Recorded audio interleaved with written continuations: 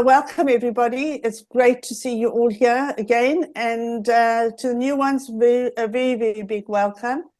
I would like to first of all tell you who I am and who Steel Sisters and what Steel Sisters is before we start to interview Hila. So I'm what I call myself. I've changed my name from being a life coach to an empowerment strategist. What does that mean? I help women to discover their inner strength and to build confidence and achieve personal and professional goals. I also provide guidance and support and practical strategies, which is a very, very big thing for me, to enable my clients to take control of their own lives, which is a very big thing in a lot of people's lives that don't know how to take control of it themselves, and to also overcome challenges and to realize their full potential. A lot of people of our 50 plus have a problem with believing in themselves and really realizing their full potential. So this is what I really do. So what is Steel Sisters for those of you who don't know who we are and what we do?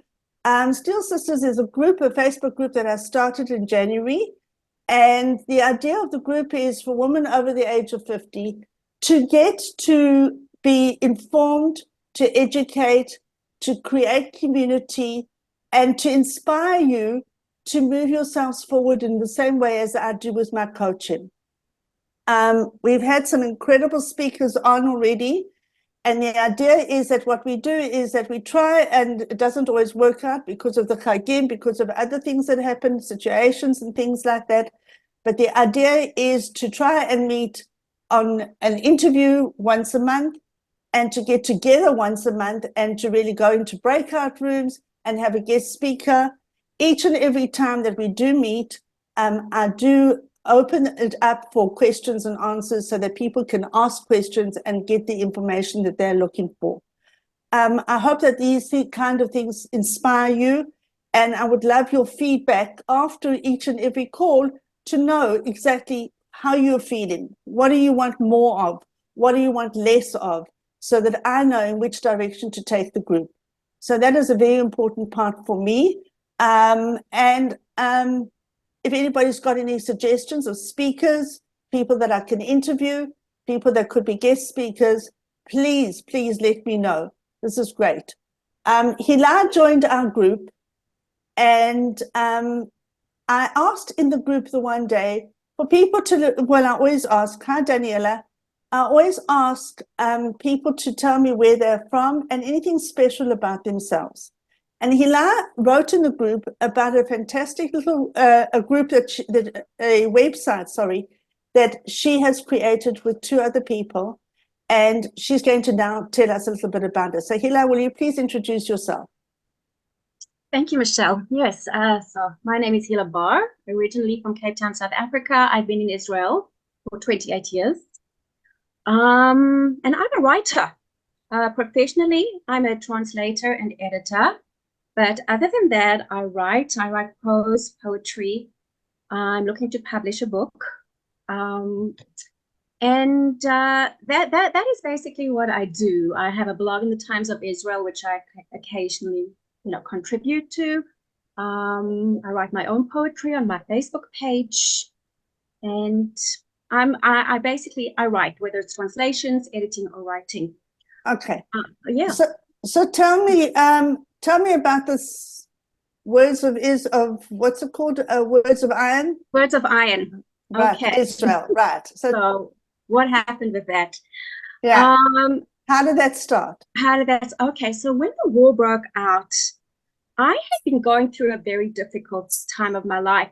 Just before that, I was very confused and in pain, and I was just going through a very, very difficult stage. Right. And then suddenly the war broke out, and I thought, oh my gosh, now like everything I'm going through, and now this, everybody was just thrown off kilter when the war Totally, broke out. and I still think we're still in trauma because of it. We haven't come out of it. I didn't know what to do with myself.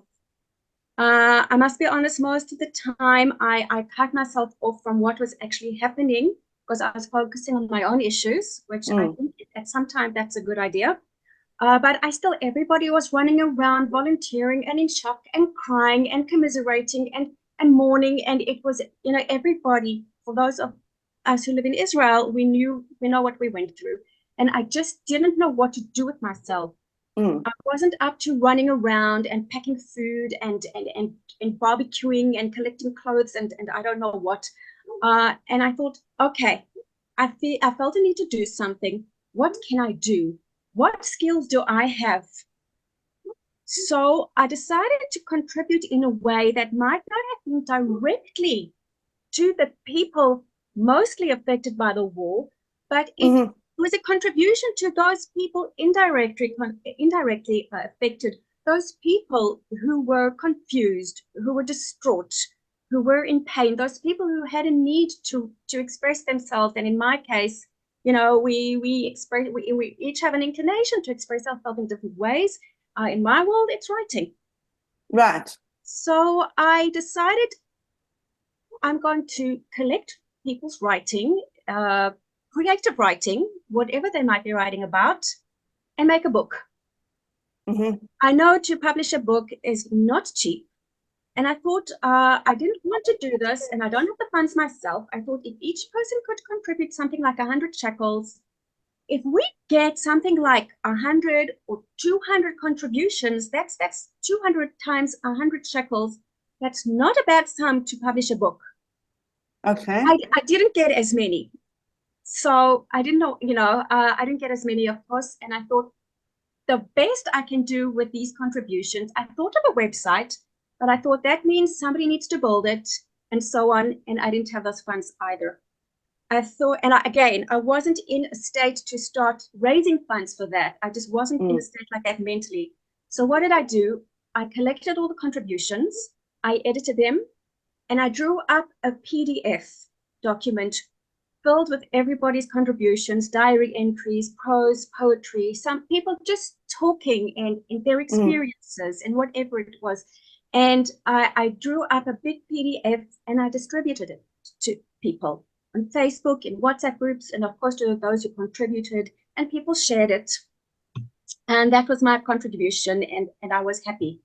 Okay. And then suddenly I get a message from a friend. She said a friend of hers wanted to know, who is anybody writing poetry about the war?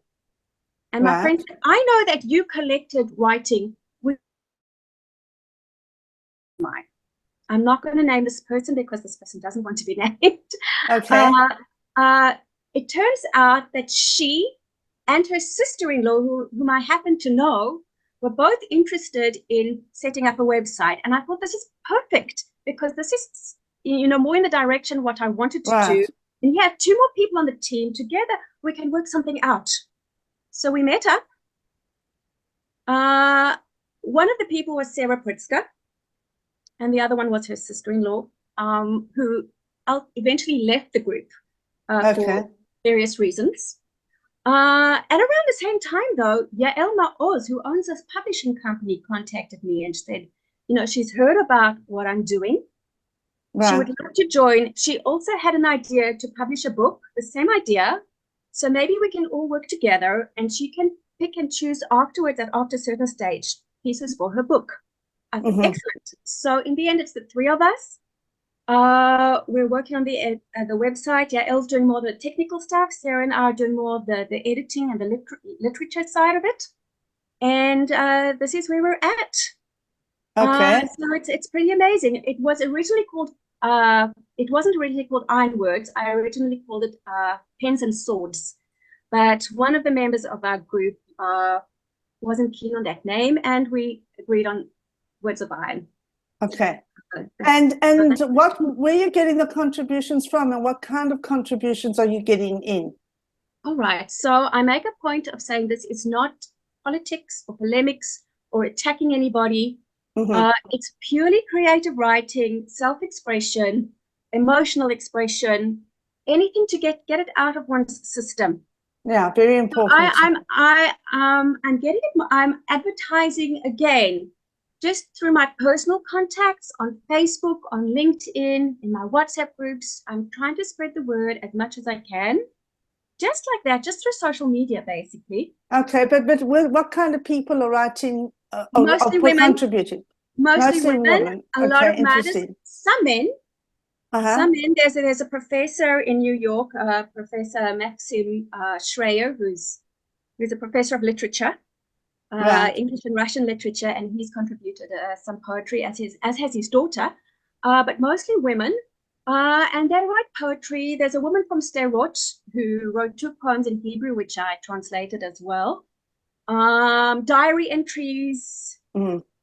anything, just people just write paragraphs, articles, what they're experiencing with their children, with either their little children or their children in the army. Mm. Daphne Horowitz, if for those of you who know her, has contributed a number of diary entries. Right. She's been writing, Daphne has been writing on a throughout. regular basis. She writes a war entry, she calls it. Yes, and then she sends sometimes to me as well. So I Right. So she goes on her email list, she does that, and joining us later in the year to talk more about these kind of things as well. Okay, Yeah. that's wonderful.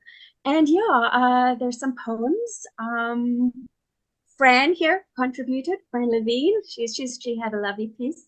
Oh, fantastic. Yeah, Okay. so it's prose, it's emotion, it's experiences. It's somebody wrote about how they went to a shiva and they found out that, and it was the Druze equivalent of a shiva, and there were so many coincidences when she went there. She found out that someone there served in the army with someone else, and it was very interesting, and she wrote about all these funny connections going to this Druze house of mourning.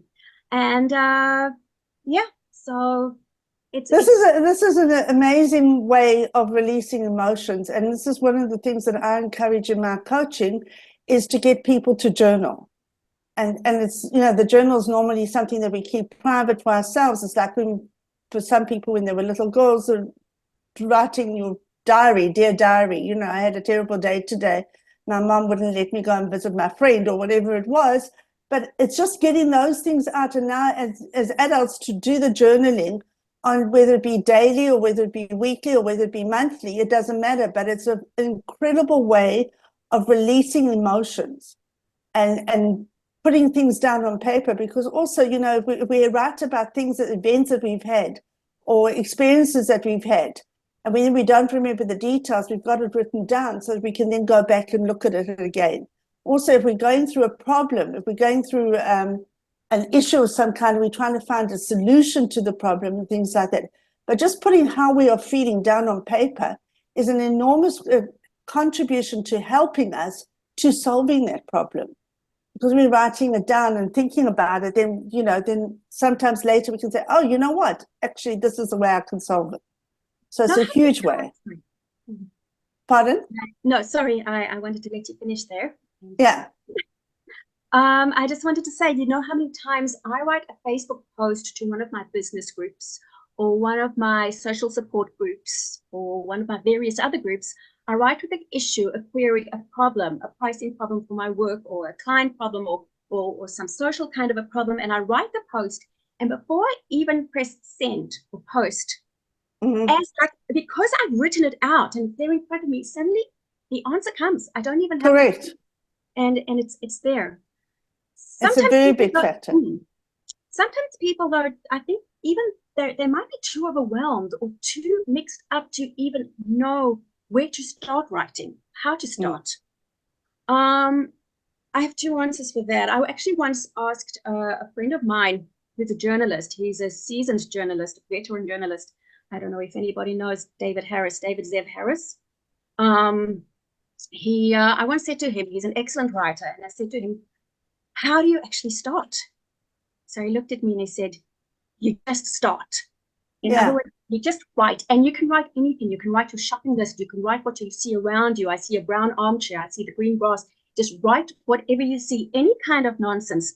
And somehow, as you're writing, and it might not be the first time you write, it might be on the next try, but as you're writing, suddenly something seems to solidify and other ideas come through, and it expands, and you eventually empty what's inside you.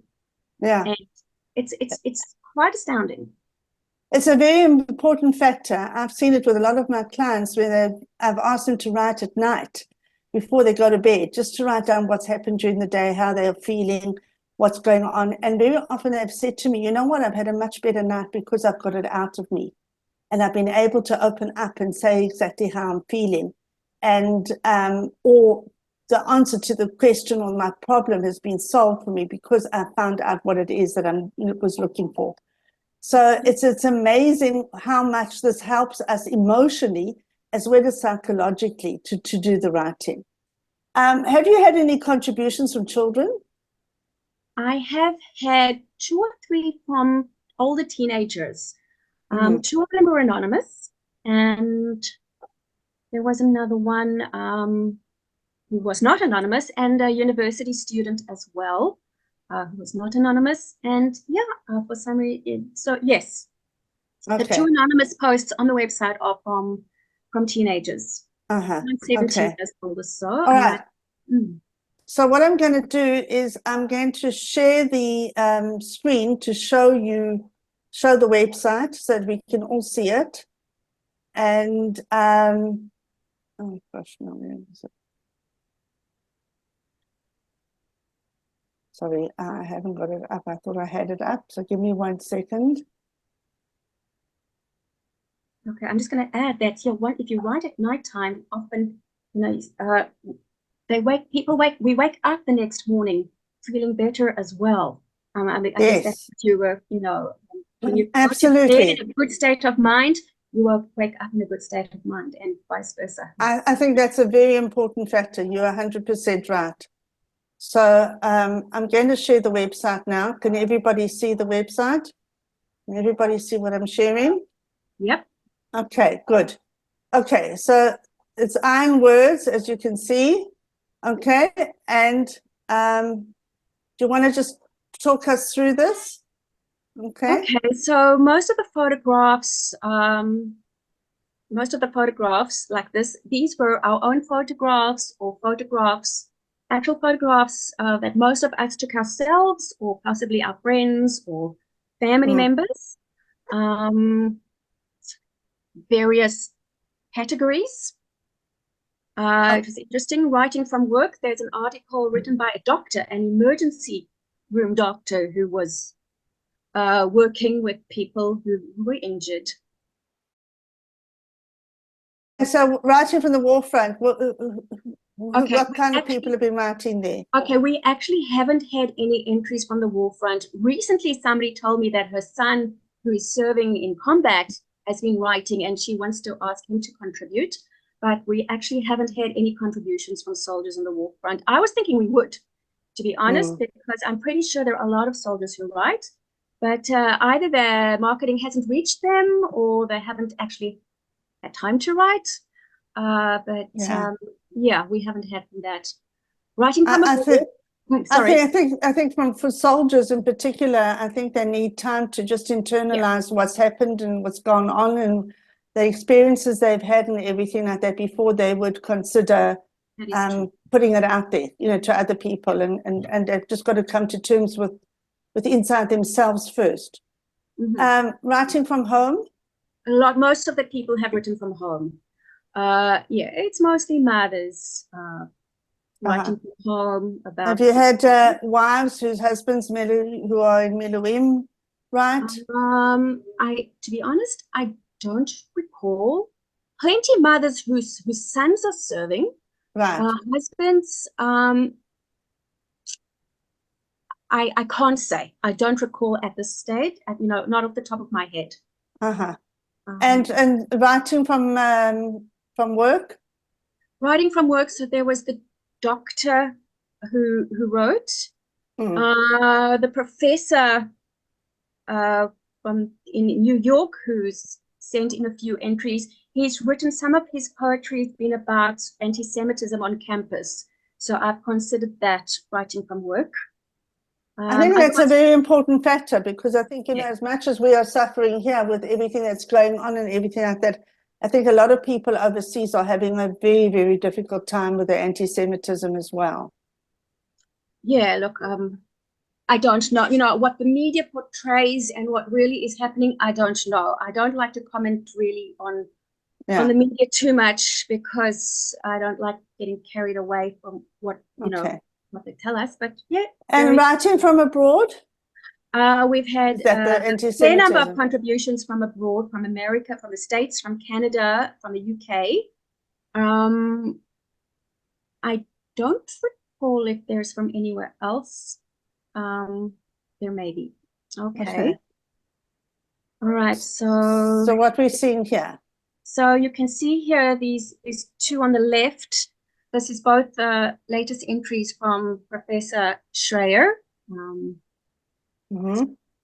And my 5-year-old Khayal is by Tali Varulka, a mother with young children, and how her 5-year-old is obsessed with dressing up in a soldier's uniform. So it's. Let's read his story and see. Okay, it's a very sweet story. Would you like to read it? Or are we just reading it quietly? I think, yeah. Okay, my 5-year-old son is currently wearing his army uniform costume we bought him for Purim nearly 3 months ago. Since then, he has taken every opportunity given to him to wear it. Little religious boys wear their suits on Shabbat, not my son. He wears his Chayal soldier unit costume. He even wore it last week on Yom Ha'atzmaut, when most of the country wore blue and white to symbolize the colors of our flag. And whilst that makes me proud of him, as well as understanding that this is his way of processing everything that's going on, it still scares me. It reminds me that my kids are growing up in a world very different to how I did. I have never seen a British soldier walking down the street buying groceries or grabbing a quick bite at a cafe. I have no idea how the British Army is structured, and certainly have never seen a British Army tank or car driving down the highway. We never had songs about how strong Britain is, or about unity. Multiple bright lights in the sky mean fireworks, not the Iron Dome intercepting rockets. War rockets, running for shelter, praying for our army, suddenly school, camp, activities being cancelled the night before. And everything that comes with the war has become a normal part of my kids' everyday lives. This is their norm. Their lives are not their stories of what our grandparents told us of the wars they've been through, or what my parents told me about life in Iraq before moving to London, but their very own current reality. And despite all of this, I would never want to bring them up anywhere else. My kids have learned the meaning of unity, resilience, and v'ahavta l'kra. Yeah, okay. In practical terms, driving home after school, they are tired and hungry, but we see a Chayal in the street. Of course, we offer them a ride, even if it means going slightly out of our way. Making a yummy dinner for a family whose father is in the army. They fight over who peels what and are perfectly happy with cereal for dinner. Signing up again to make cookies for Shabbat for a battalion? Don't even ask them. My kids know how to cry for people they have never met and probably never will.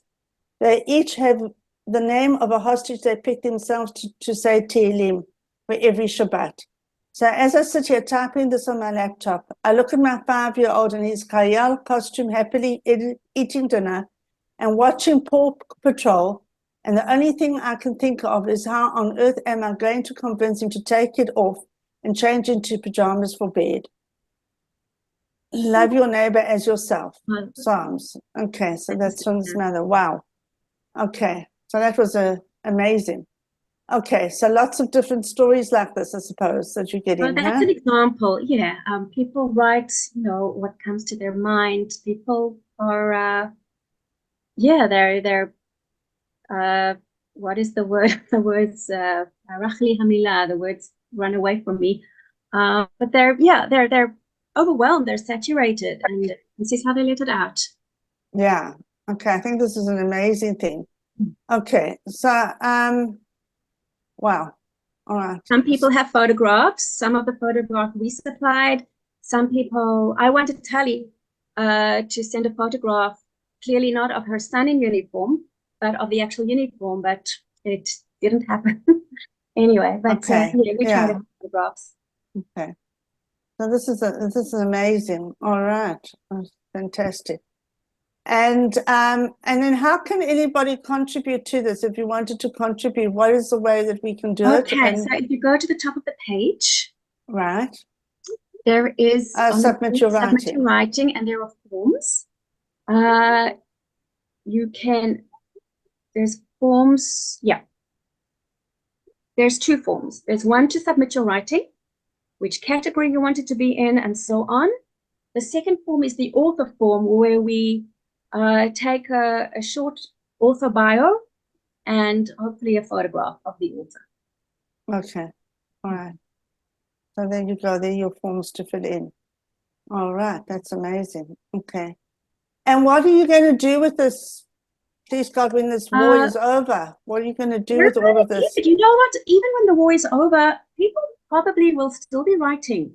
I mean, for example, Holocaust literature is still happening, or for decades after the Holocaust or after any such event, people continue writing.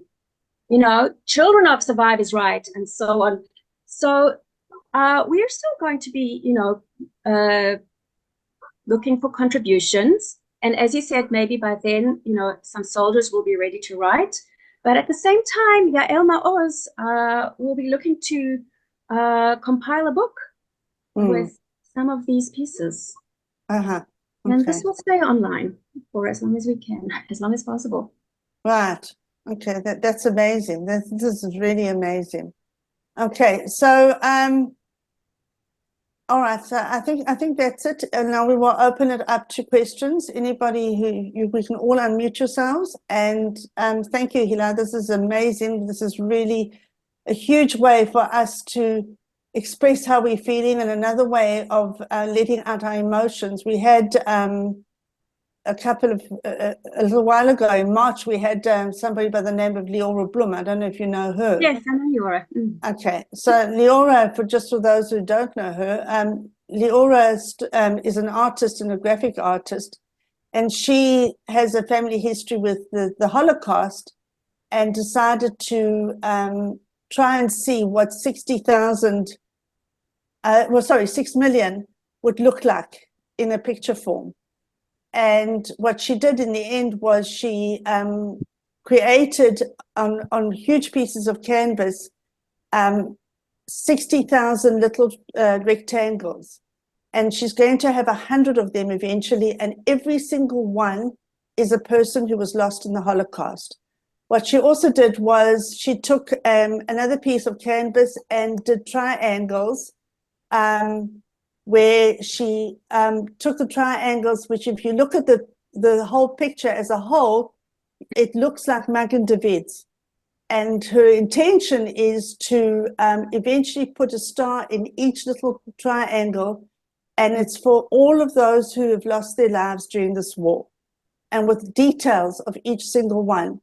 And what a lot of people have said to me is that she started this 2 years ago, the thing with the rectangles for the Holocaust, and a lot of women went to help Leora with the painting at the beginning of the war, and are still going there because it was a way of releasing emotions. It was a way of letting things out and of being able to calm yourself down by doing anything creative. Is very, very good for it's like what I call soul food, and we all need that soul food in some way or another. So writing is another beautiful way of doing it. And I think this is fabulous. And I really commend you and all the others that are involved with it. I think it's fantastic.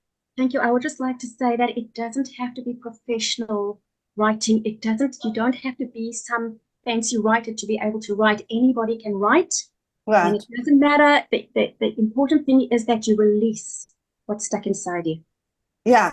Don't be shy. Don't be, afraid to just let it all out, doesn't matter how you write it, whatever, doesn't have to make sense. I think it's a very important factor. And, the important thing is to release our emotions in some way or another, because if we don't, they stay stored in our bodies.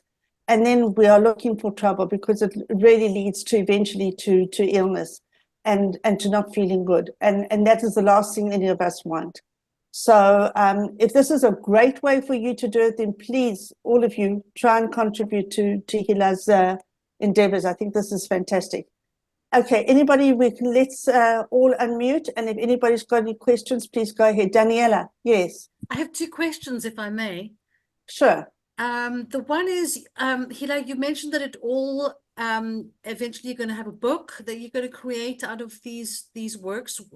What's going to happen with that? Are you going to market that? Are you going to sell the books? Does the author, whoever writes, do they give up any sort of rights to their specific piece? Okay, good questions. This is Yael's department, and I must be honest, we haven't discussed it in depth yet because we haven't reached that stage. I know she's going to look into fundraising first for the book, but that's not to do with your question. I don't know yet, to be honest. Fair enough. Fair enough. The second question I have is languages. Are you only accepting English? No, not at all. Any languages? No. Oh, I'm accepting only English for now. Why? It can be in another language, but being translated properly into English. The reason why is because I don't know how well it's written in the original language. The work that I get, the submissions I get, we edit it. Right. We try our best to maintain the voice of the writer and to change as little as possible. However, there are sections, there are parts of the writing that definitely need to be edited. And if it's in a different language and I don't understand, then I don't know how well it's been written. I don't want to put articles like that on the site unless it's been edited. Therefore, at this stage, unless we can get people with different languages, at this stage, it can be translated into English, but not yet original. It would be amazing to have it in other languages. If we can get the people to help edit it in those languages, then for sure. Amazing. Okay. Fran, you had a question. Yeah, actually, it's more than a question. It's some kind of more like feedback because, as I mentioned, I left the teaching world and I'm entering I'm in the writing world now, but I'm entering it, and perhaps a lot of you are not aware of this, at a time where there is massive, massive discrimination against Jews, Israelis, anybody who supports Israel in any way. They can be Christian, Hindu. It is extremely difficult to get published today in literary magazines. There's a whole team of people working on this together with the Jewish Book Council in America. And I feel, Hila, you are doing such service for those of us who actually do, see writing as our world, apart from, catharsis, for a place to publish what we're going through, because nobody really wants to hear from Jews and Israelis at the moment. And this is a whole other side to the whole literary endeavor that you're doing here. But, just to have an address where I could send something. And it was, I have to say, Hila wrote me the most lovely acceptance letter as well, very warm and personal. So I'm that's so a glad you huge have deal. a platform. You are so welcome. That's very heartwarming, and thank you. Thank you for your feedback. I think it's a very important point that you made, Fran, about the anti-Semitism coming through in that way as well. I think it's a very, very important point. Yeah, Daniela. Herzig. Yeah, what Fran said and this website has also prompted me, because we've seen now how history can be so easily twisted, and how so many myths just become accepted and narratives become accepted. And I keep wondering, because like Hila said in the beginning, for us, war was always something our grandparents or maybe parents told us about, or some of us who are teachers speak about it in class, the war, World War I, World War II, this war, that war. And here we are. We're in a war. It's not just history now. It's not something that was. And we read history books, and our children at school read history books and study history and have history exams. And I often wonder now, who is writing the history books now for this war? And what is going to be the narrative? And is it going to be just myths and twisted facts? It's very scary. And I know that your site is creative writing, but if there's somehow that people can also write facts and collect stories like we did in diaries, because thank goodness some Holocaust diaries were found. Apparently there are thousands of Holocaust diaries, but they weren't published. And if there could be some kind of diaries or journals, so that one day there will be one narrative of truth, at least, with all the hate and discrimination that's going on. I think that's a fantastic idea. We do have, like, apart from what you're saying, we do have some people who've written about their volunteer efforts and what they have been through personally, not necessarily as direct victims of the war, but their lives. But you're talking about everybody there, and I think that would be another fantastic endeavor to actually collect diary entries from all kinds of people: soldiers, commanders, evacuees, volunteers. Yeah, there are a lot of doctors. volunteers who've come here from overseas who are not even Jewish. And there's another Facebook page, I don't know if you know about it, that has it's huge. I've got over 29,000 people on the page that are Excellent. just there for volunteers. And you can go onto the volunteers and decide where you want to volunteer. I want to go and pick apples. I don't want to pick apples. I want to fold clothes. I want to cook. I want to make sandwiches for soldiers, whatever it may be. And a lot of you read what those volunteers have said. You know, I booked my next trip. I'm leaving here. Sadly, I'm leaving Israel, and I'll be back. I've already booked my trip for November, because I cannot believe I'm not Jewish, and I love this country and I love the people, and I've really got to understand what everybody is going through here. And I'm coming back, and anybody else who wants to come, please, really, they could do with it. And just so encouraging to see this.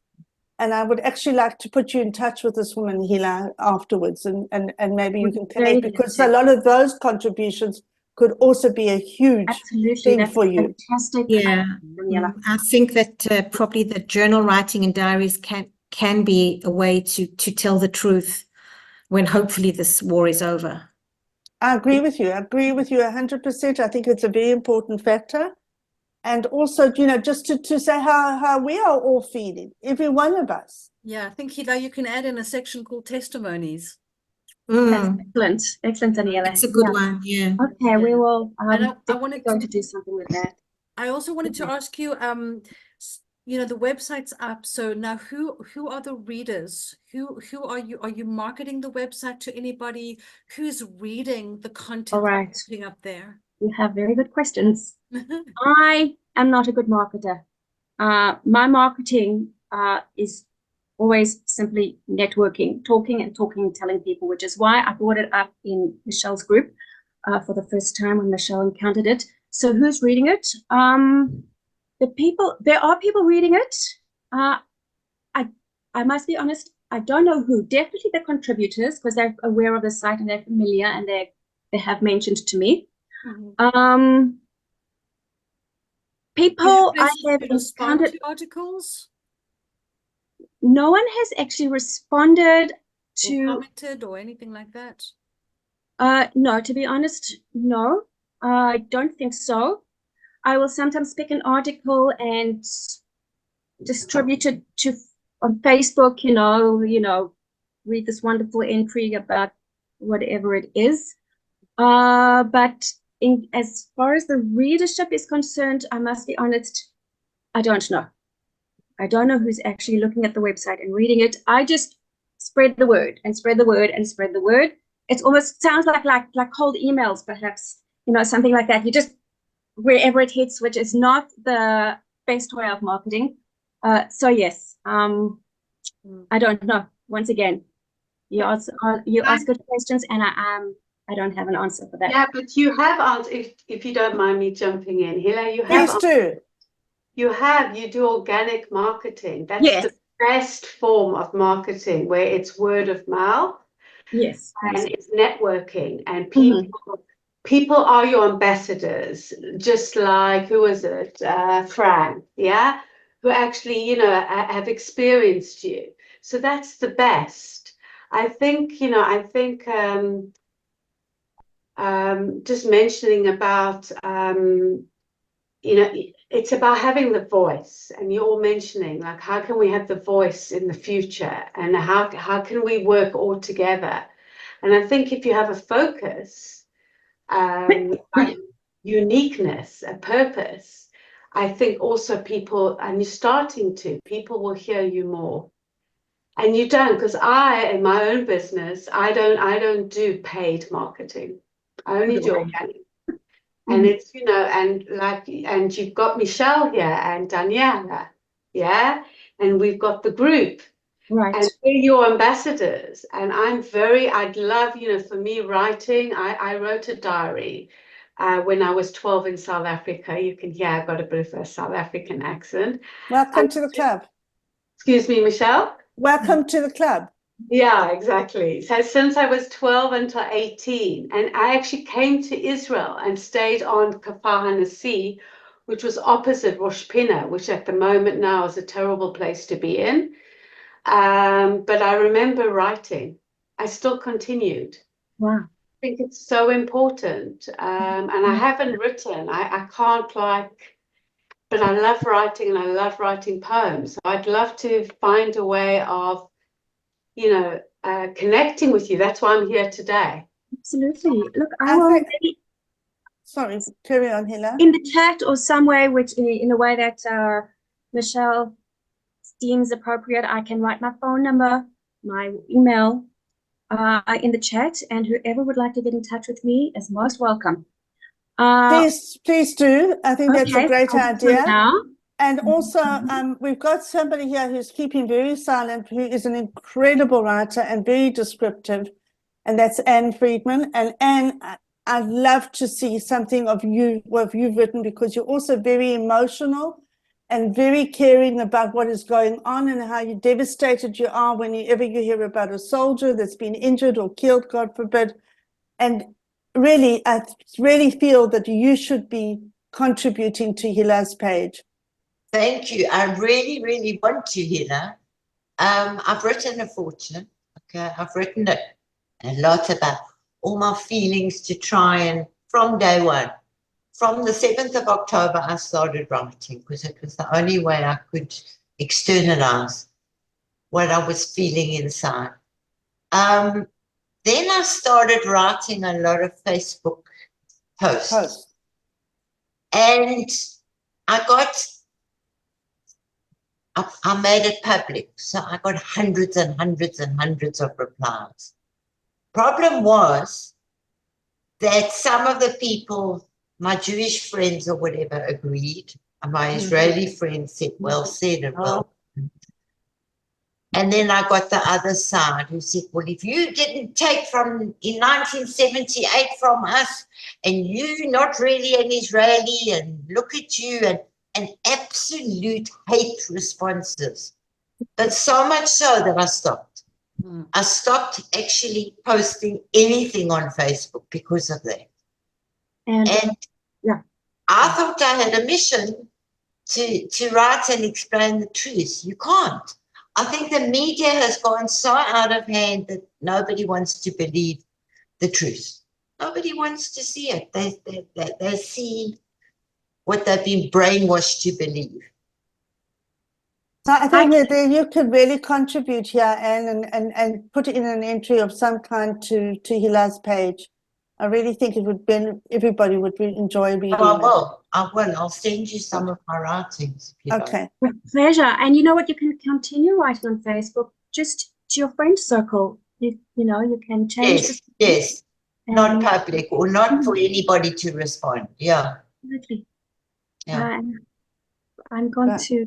Okay, and that's you know, it's all boils down to your, you know, the way you feel personally about publicizing your posts or not.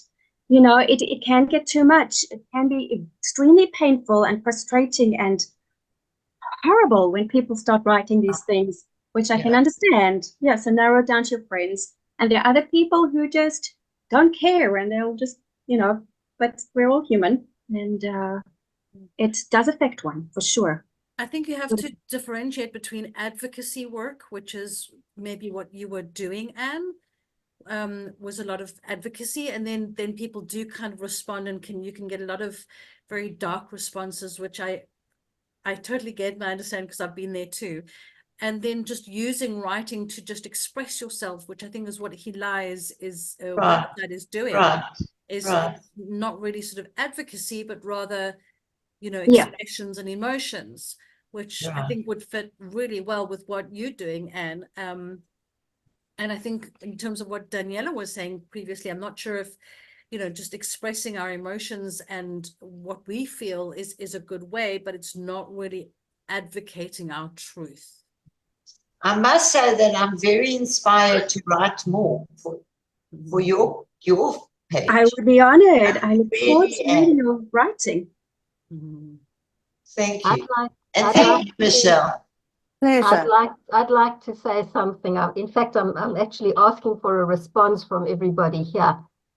A friend of mine was telling me that an Israeli who lives in Australia, she asked for people to pray for the hostages.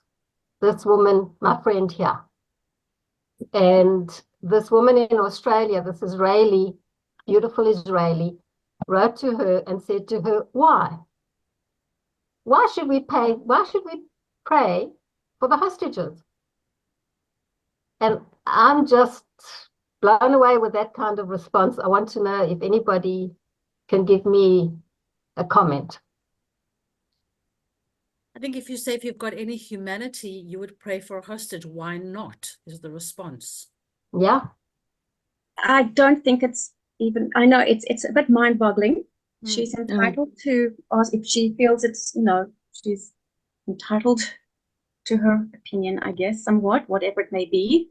No, I don't know why I don't know why she asked that, and I don't even think it's worth the energy trying to figure out what's going on in her head.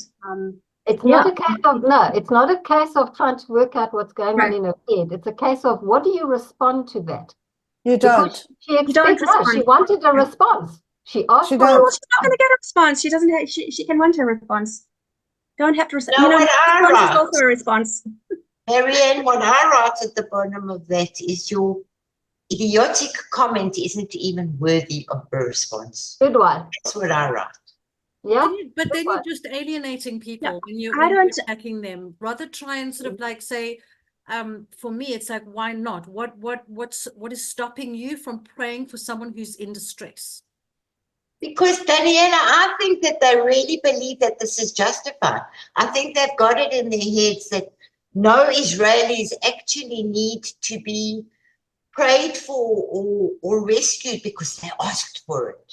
Because that's what the media is telling them. I understand that there are people who are like that, but you don't know specifically if that person is one of them. And rather than, what I'm saying is, rather than alienate immediately, is just respond, why not have, where's the compassion? And if they come back and attack you, then you say, okay, I understand where you're coming from now. We have no common language. Thank you. And leave it at that.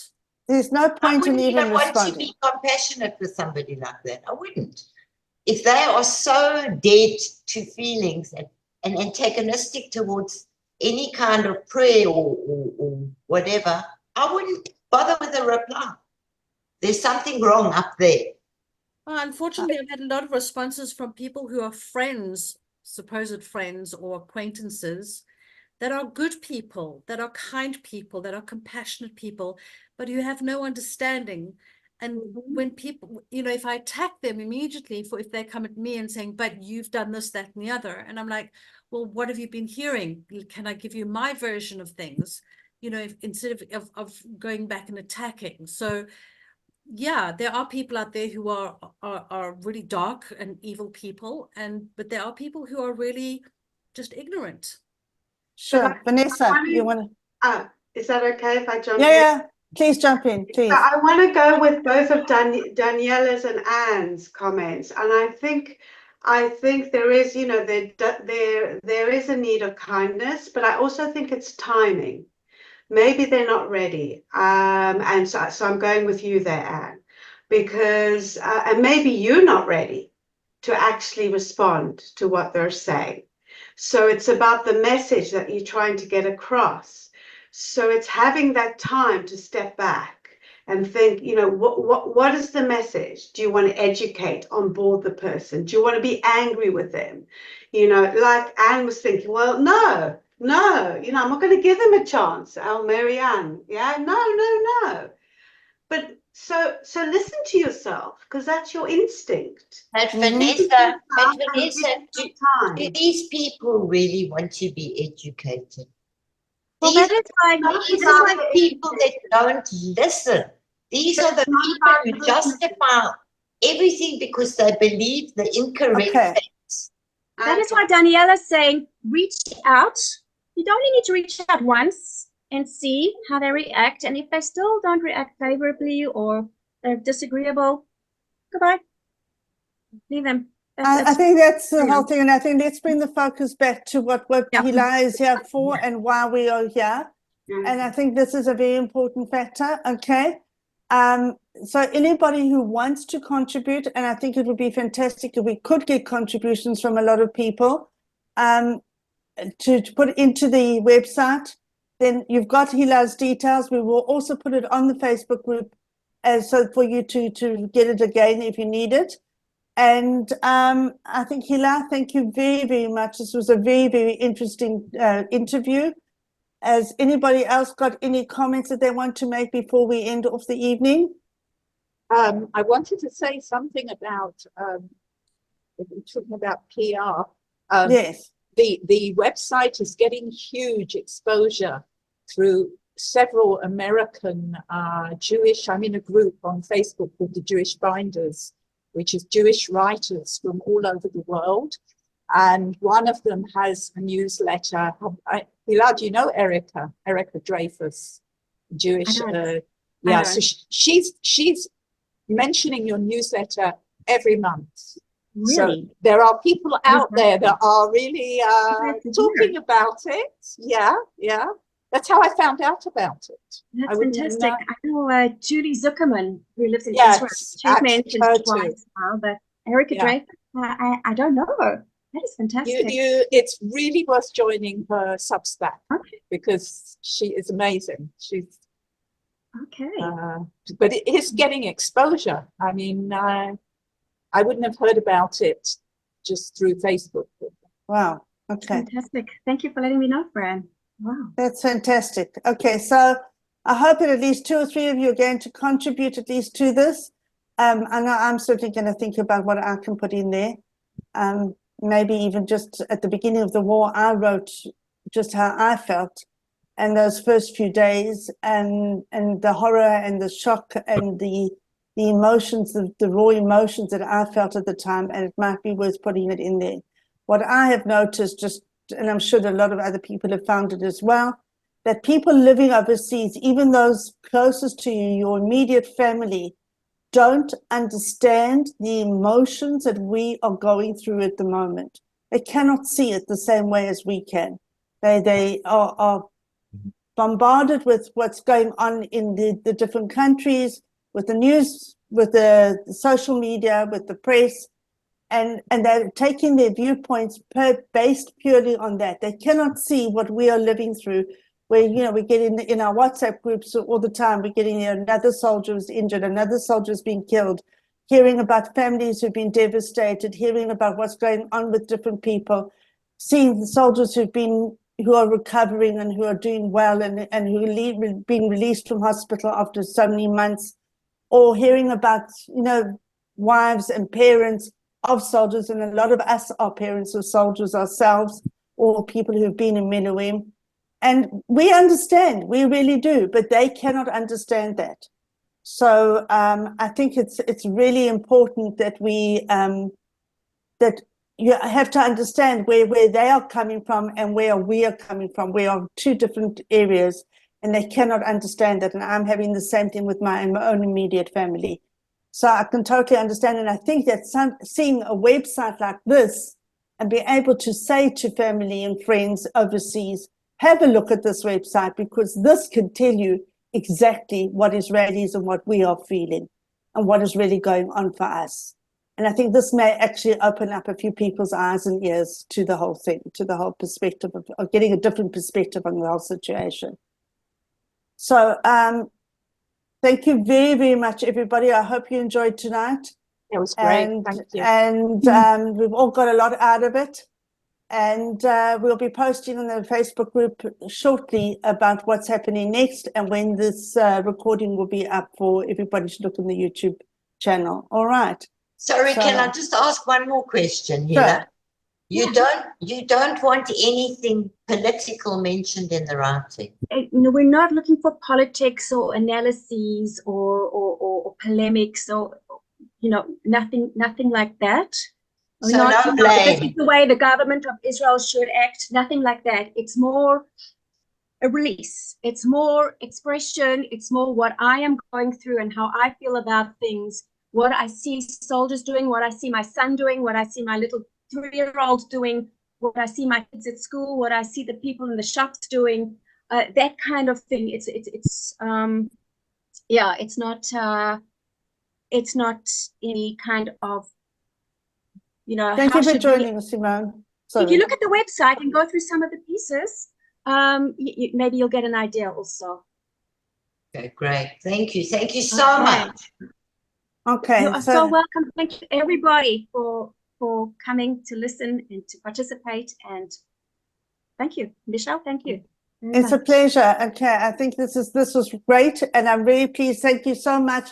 And this is what happens, everyone, that Hila posted in the group about what she does, and that's why I was able to follow it up and get to know her a little bit better, and to be able to bring her on to be interviewed tonight. So please, if anybody has anything that they feel that they would like to have in the group, as far as talks, as speakers, anybody to be interviewed, please let me know. I'm more than happy to follow it up. And this has been a fantastic way for me to meet wonderful people and to get to know Hila. And we've got lots of other things planned in the pipeline as well, which will be coming up shortly. So thank you once again, everybody, and have a good evening. And please God, just a peaceful, good week. And hopefully we'll have our hostages home soon. Amen. Thank you. Thank you, Hila. Thank you, Thank you. everybody. Thank Take you. care. Thanks, everybody, for coming. Have Yeah. a good night. Bye. Bye.